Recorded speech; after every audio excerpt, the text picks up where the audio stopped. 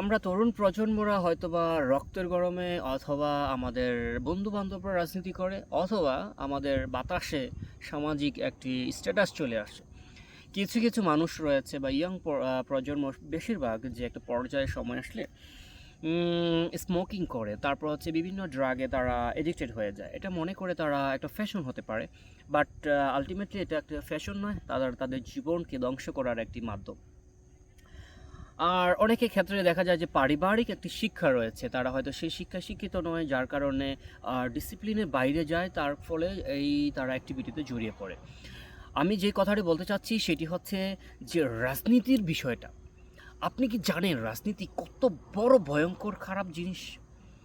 মানে আমি বাংলাদেশের বর্তমান সময়কে নিয়ে গত কয়েক বৎসরের সময়কাটা পর্যালোচনা করে আমি যদি আপনাকে বলি, বাংলাদেশের রাজনীতিতে কত ভয়ঙ্কর জিনিস আপনি কি কখনো রিয়েলাইজ করেছেন? কখনো না, আমি বিশ্বাস করি। কারণ হচ্ছে দেখেন, আপনি হয়তোবা একটি ইউনিয়ন পর্যায়ের একটা নেতা আছেন অথবা কর্মী অথবা সদস্য, অথবা আপনি বলতে পারেন একটা বড় পদে আছেন। কি বড় পদ? আপনি কি বড় পদ চিনেন? আপনি জানেন না আপনি আগুন নিয়ে খেলা খেলছেন, আপনার জীবন নিয়ে খেলা খেলছেন, এমনকি আপনার পরিবারের সদস্যদের জীবন নিয়ে খেলা করছেন। আপনি আপনার নিজের সাথে মুনাফিকি করছেন। আল্লাহ কি পাঠাইছেন আপনাকে রাজনীতি করার জন্য? আল্লাহ পাঠাইছেন আপনাকে ইবাদত করার জন্য, আল্লাহর ইবাদত করার জন্য, দাসত্বগিরি করার জন্য। আর আপনি রাজনীতি নিয়ে দৌড়াদৌড়ি জীবনকে সময় অপচয় করে দিচ্ছেন। যে কথাটি বলতে চাচ্ছি, আপনি রাজনীতির নিষ্ঠুরতা কতটুকু সম্পর্কে জানেন? আপনি যদি রাজনীতির নিষ্ঠুরতা সম্পর্কে জানেন তাহলে আপনার নিজের উপরে রিয়েলাইজ করার চেষ্টা করেন বিষয়টি। বাংলাদেশে যারা রাজনীতি তৈরি করেছে বা বাংলাদেশ যারা তৈরি করেছে, নেতৃত্ব দিয়েছে, আপনি চিন্তা করেন বিএনপি, আওয়ামী লীগ, কে রাজনীতির বড় শিকার হয় নাই? আপনি চিন্তা করেন দেখেন, ১৯৭১ সালে যে আমাদের যুদ্ধ হলো, বঙ্গবন্ধু শেখ মুজিবুর রহমানের অবদান ছিল, তারপর মেজর জিয়াউর রহমানের অবদান ছিল, এবং অন্যান্য রাজনৈতিক বড় বড় দলের সদস্যরও অনেকের অবদান ছিল। এখানে আসেন, পয়েন্টে আসেন। শেখ মুজিবুর রহমান হত্যাকাণ্ডের শিকার হয়েছেন এক রাজনৈতিক কারণে, ওনার পরিবার হত্যাকাণ্ডের শিকার হয়েছেন রাজনৈতিক কারণে। বিএনপিতে আসেন, শহীদ রাষ্ট্রপতি জিয়াউর রহমান, উনি হত্যাকাণ্ডের শিকার হয়েছেন এক রাজনৈতিক কারণে। অনেকে মনে করে যে ওনার সন্তান কোকো, উনিও রাজনৈতিক শিকারে মারা গিয়েছেন। অনেকের একটা বিশ্বাস যে তারেক জিয়া, ওনাকে লিফটে ফেলে দেওয়া হয়েছিল, ওইটাও রাজনীতি একটা কারণ।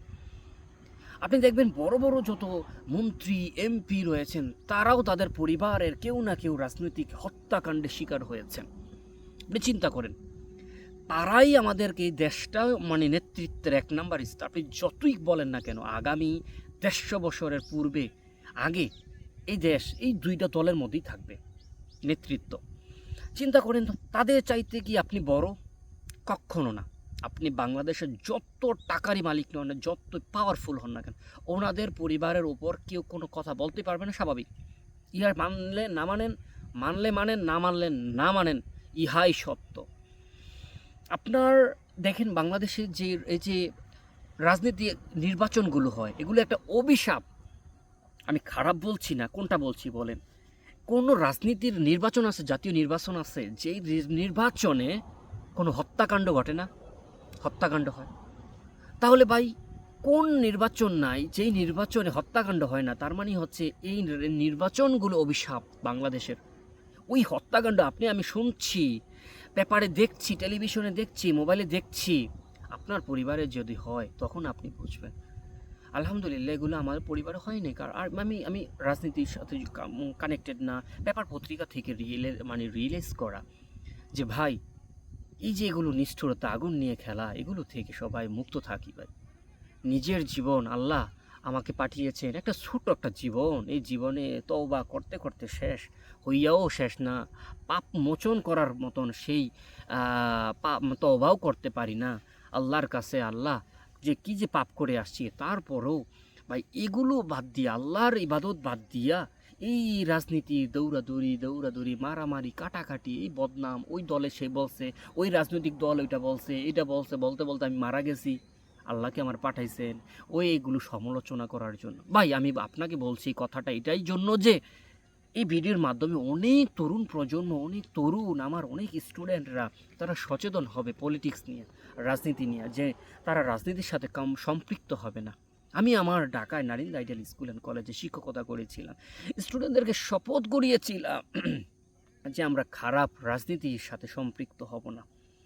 ভাই এই যে রাজনীতি করছেন, আপনার মানে এমন কোনো জেলা আছে বাংলাদেশে যে জেলায় রাজনৈতিক কারণে কোনো হত্যাকাণ্ড ঘটে নাই? এমন কোনো উপজেলা আছে? নাই। তার মানে হচ্ছে ভাই এই যে হত্যাকাণ্ড ঘটে বা মনে করেন রাজনৈতিক মদত বা ফায়দা হাসিল করার জন্য মানুষ আছে গাড়িতে, এই মানুষের অবস্থায় নিজে মালিক হোক বা যে কোনো উপায়ে আগুন ধরাইয়া দেয়, লঞ্চে আগুন ধরাইয়া দেয়, তারপর কি ট্রেনে আগুন ধরাইয়া দেয়। এমন কোনো নিরাপদ নয়, আপনি যা করবেন যে কোনো স্পটে আপনি অনিরাপদ।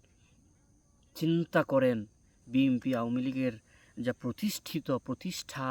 প্রতিষ্ঠাতা যে দল পরিবার, তারাই যদি হত্যাকাণ্ডের শিকার হয়, এর চেয়ে আর কি বড় উদাহরণ আছে ভাই? ওই যে 21শে গ্রেনেড হামলা, তারা কি বড় বড় নেতা ছিল না? তারাও হত্যাকাণ্ডে হয়েছে। এই যে এখন মানে বিভিন্ন কারণে বিভিন্ন নেতাকর্মীরা হত্যাকাণ্ডের শিকার হচ্ছে, মানে বা নিজেদের কোন দলের কারণে বা বিপরীত দলকে দুর্বল করার কারণে, যে ডালাও একটা মামলা দিয়ে সব ডিরেক্ট মানে কি বলে এটাকে, মানে জেলে পাঠাই দেব কেন? আপনি ওই যে জেলে গেছেন কেন? রাজনীতির কারণে রাজনীতি করছেন। আপনার কারণে আপনার পরিবার এখন মানে কষ্ট পাবে। আপনার পরিবারকে আপনার কাছে আমানত দিয়েছিল। ভাই এই খারাপ রাজনীতি কত করবে নিজের সাথে?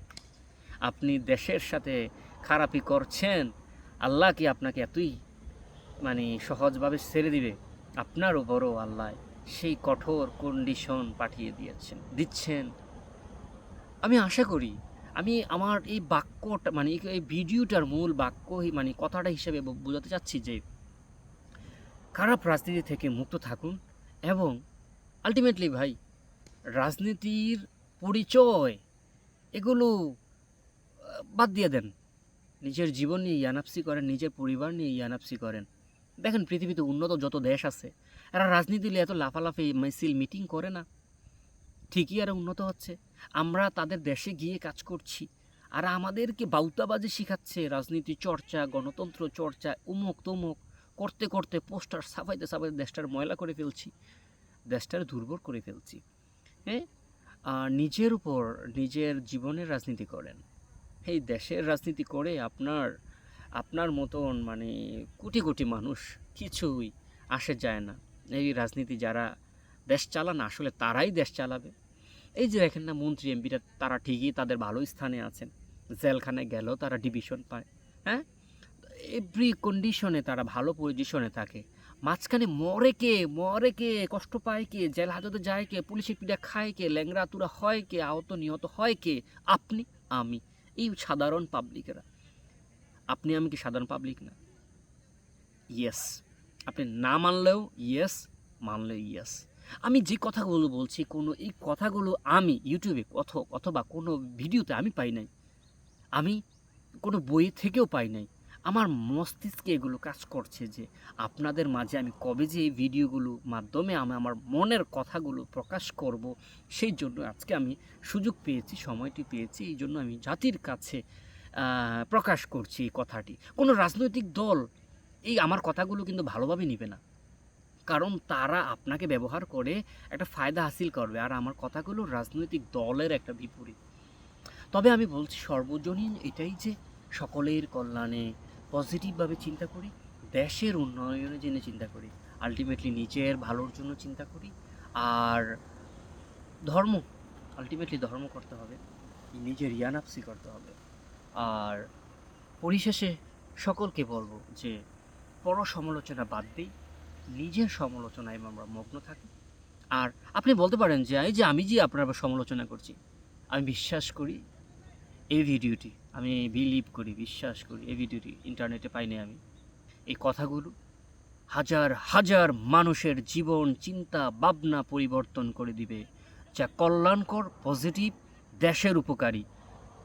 অনেক জ্ঞানের অর্জনের পর সারাংশটুকু জাস্ট এটা আমি দিলাম।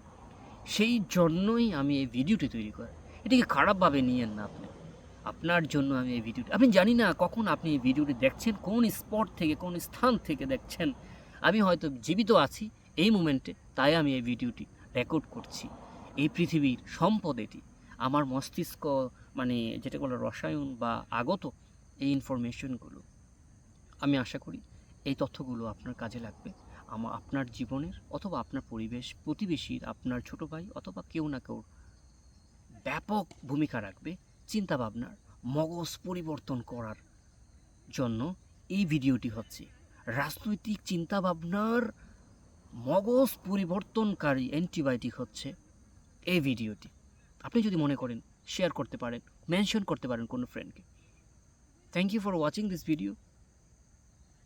নিরাপদ থাকবেন, নিরাপদ রাখবেন। আসসালামু আলাইকুম।